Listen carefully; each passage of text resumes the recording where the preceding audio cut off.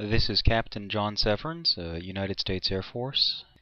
We were up in the northern of the two provinces that we had under our jurisdiction. That was Logar Province, just south of Kabul.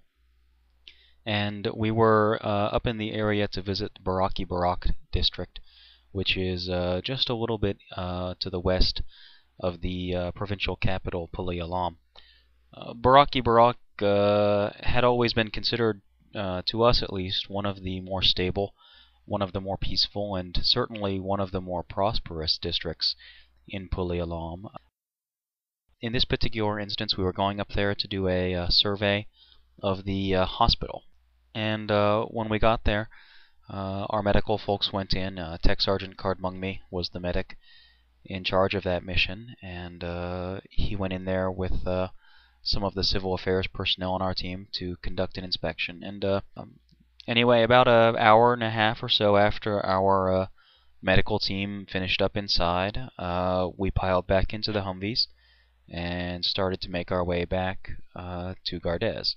And we were all feeling pretty good in the back of the Humvee. I was chatting with the reporter. He was in the back seat with me. He was on the right, I was on the left. And the medic was in the truck commander spot, the front right position. So they had both been in the hospital, and we were just chatting about, the locals, about Afghans and what he'd seen.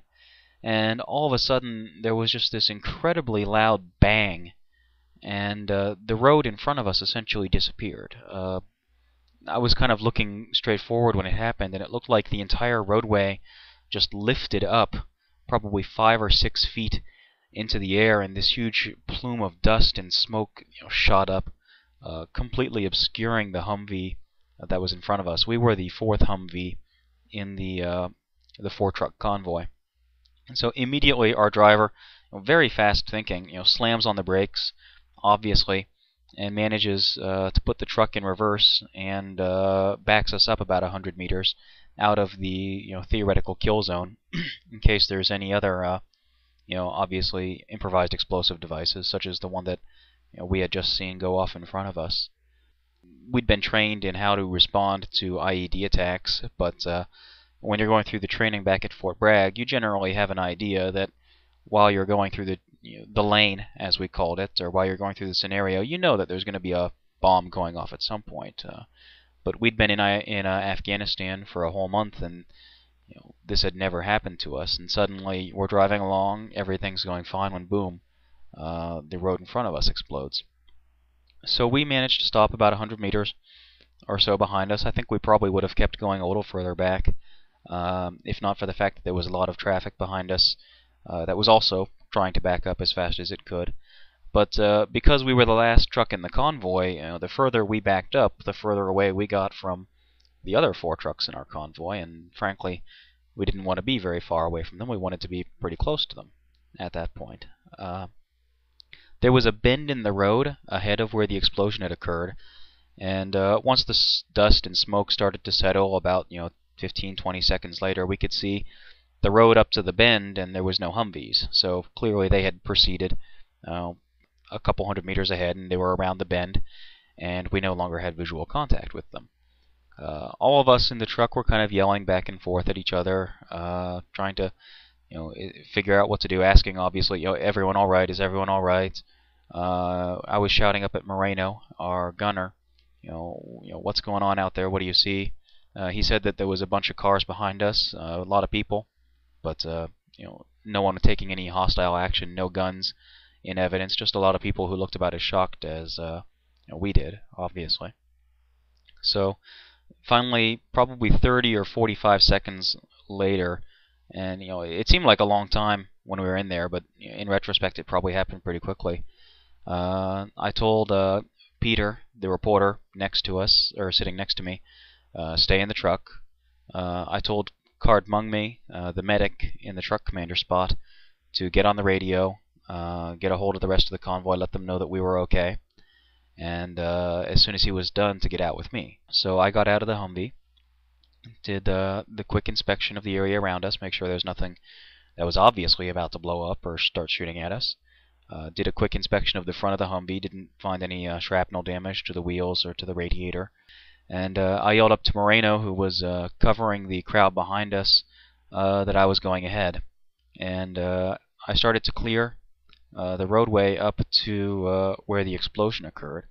And I remember looking off to the left side where there was a bunch of calots, and off to the right side was just fields covered by a bunch of trees, forest. Well, not forest, but as close to a forest as you get in Afghanistan.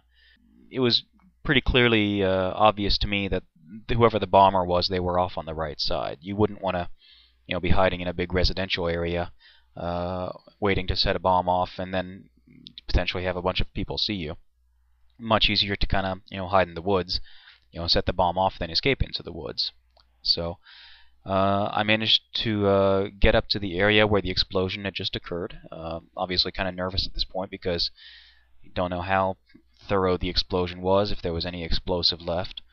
All I saw was that the roadway was pretty thoroughly demolished. It had been completely bisected by the explosion, right where a culvert had been before. Whoever the bomber was had obviously stuffed this culvert with quite a few explosives. You could smell the cordite in the air, so obviously some kind of military explosive.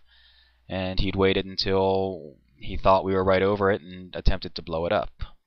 Huge chunks of concrete and asphalt, big blocks, looked like they weighed a couple thousand pounds each, had been tossed around. Pieces of the roadway had landed off to the side, and the whole thing was pretty much demolished. I was, looking at it, I was convinced that there was no way that our Humvee was going to be able to get across this thing and hook up with the rest of the Humvees, or the rest of the convoy. About this time, the rest of the convoy had kind of backed up. They had dismounts as well. They had gotten out and were coming back to us. And Tech Sergeant Cardmungme, the medic, he had gotten out of the truck and he'd caught up with me at this point, so we were clearing our way around here. We kind of dashed around the explosion area. We didn't want to hang around it too long in case there was additional secondary devices. And we hooked up with Lieutenant Sean O'Connor, platoon commander, the commander of the truck that was right in front of us. And walking up to him, the first thing I noticed was his truck had parked right on top of another culvert, one of the ones that was evenly spaced along the road. So the first thing I remember saying was yelling at him, get off the culvert. The bomb was in a culvert. And he looked at me for about a half a second, looked at the road that had just, the remains of the road, then immediately put it together, turned back to his gunner and started yelling at him, pull forward, and all of the dismounts kind of scattered away from the culvert. So he took charge of the situation pretty, immediately after that, which made sense. He was the infantry officer. I was just a lieutenant who happened to be, essentially in the area at the time and had kind of taken control of our truck back when it was separated. So we got together. They did a quick inspection of the remaining culverts. Sean and I walked back to the explosion site, and he asked why we hadn't pulled up to join the rest of the convoy, and I told him, well, I don't think the road would support the Humvee. And we got there, and he took one look at it and said, oh no, Humvee can drive over that. So we motioned to Private First Class Bush, our driver, motioned for him to pull up. He'd already pulled up to this point until he was about 25 meters away. We just waved him on through, and he very carefully drove across the kind of rubble that was the remains of this culvert, and I was very surprised. He got over it with no trouble.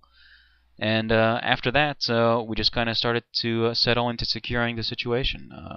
About 5 minutes later, the first ANP arrived, Afghan National Police.